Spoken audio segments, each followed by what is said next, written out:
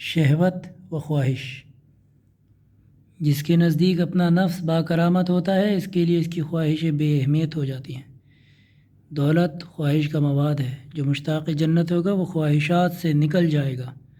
اللہ اس بندے پر رحم کرے جس نے اپنی خواہشات کو اکھاڑ پھینکا اور اپنی نفسانی آرزوؤں کا قلع قمع کر ڈالا، کیونکہ نفسانی خواہشوں کو ختم کر دینا سب سے مشکل کام ہے، اور یہ نفس ہمیشہ خواہشوں کے لیے انسان کو معصیت کی طرف کھینچتا رہتا ہے۔ جو اپنی شہوت کو لگام لگا لیتا ہے وہ اپنی قدر و منزلت کو بچا لیتا ہے۔ لوگ تین طرح کے ہوتے ہیں: پرعزم زاہد، خواہشات نفسانی سے لڑنے والا صابر، اور شہوتوں کے پیچھے پیچھے چلنے والا راغب۔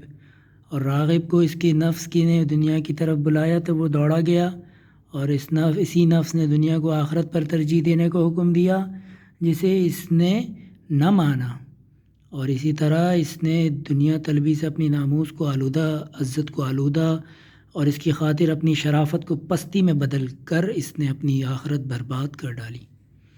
جو شہوات کو ترک کر دیتا ہے وہ آزاد ہو جاتا ہے۔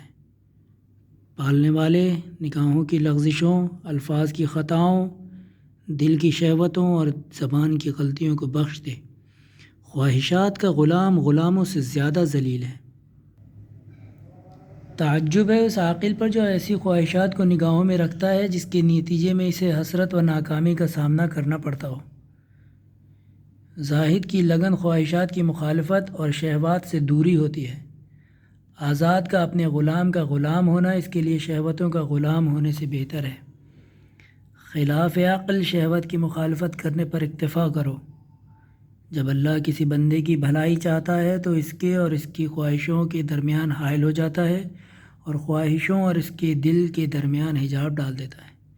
جسے خواہشات نے اپنا غلام بنا لیا ہو، اس کے لیے صاحب فضیلت ہونا کتنا مشکل ہے۔ خواہشات شیطان کی شکارگاہیں ہیں۔ اللہ تعالیٰ نے فرشتوں کو عقل بغیر شہوت کے عطا کی، اور جانوروں کو شہوت بغیر عقل کے عطا کی، اور بنی آدم کو دونوں ہی چیزیں عطا کر دیں۔ لہٰذا جس کی عقل اس کی خواہشوں پر غالب ہو گئی وہ ملائکہ سے بہتر ہو جاتا ہے، اور جس کی خواہشیں اس کی عقل پر غالب آ گئیں تو وہ جانوروں سے بدتر ہو جاتا ہے۔ کتنی ایسی لمحاتی خواہشات ہیں جو طویل حزن و ملال کا باعث ہو جاتی ہیں۔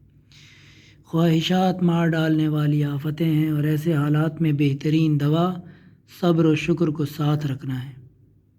خواہشات کی پیروی سب سے زیادہ برا مرض ہے۔ خواہشات جاہلوں کو غلام بناتی ہے۔ جاہل خواہش کا غلام ہوتا ہے۔ اپنے آپ کو خواہشات سے روکے رکھو تو آفتوں سے بچے رہو گے۔ خواہشوں پر غالب رہو، تمہارے لیے حکمت مکمل ہو جائے گی۔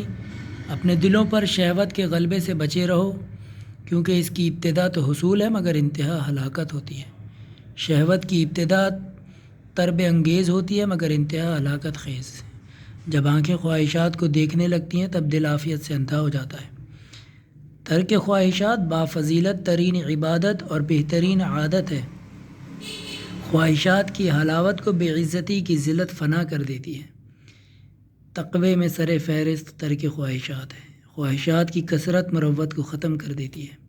خواہشات کی پیروی ہلاکت اور ان کی نافرمانی بادشاہی ہے۔ اپنے نفوس کو خواہشوں کی گندگیوں سے پاک کر لو تو اعلیٰ مراتب تمہیں حاصل ہو جائیں گے۔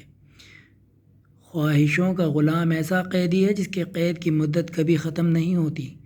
اپنی خواہش پر اس خواہش کی عادت پڑنے سے پہلے ہی غلبہ حاصل کر لو، کیونکہ اگر اس کی عادت قوی ہو گئی تو وہ تمہیں مملوک کر لے گی۔ وہ تمہیں جدھر چاہے گی نچائے گی، اور تم اس کے مقابلے میں عاجز رہو گے۔ شہوت کا قرین گرفتار بلا ہوتا ہے۔ وہ خواہشات کے مقابلے میں صبر کا کیوں کر مظاہرہ کر سکتا ہے جس کی عصمت مددگار نہ ہو۔ جو اپنی خواہشوں پر غالب ہو جاتا ہے اس کی عقل ظاہر ہو جاتی ہے۔ جس کی خواہشیں بڑھ جاتی ہیں اس کی مروت کم ہو جاتی ہے۔ خواہشوں کا مغلوب غلام سے زیادہ ذلیل ہوتا ہے۔ جس نے اپنی خواہشوں کو مار ڈالا اس نے اپنی مروت کو زندہ کر دیا۔ حکمت خواہشات کی محبت کے ساتھ کسی دل میں مستقر نہیں ہو سکتی۔ فانی خواہشوں میں کوئی لذت نہیں۔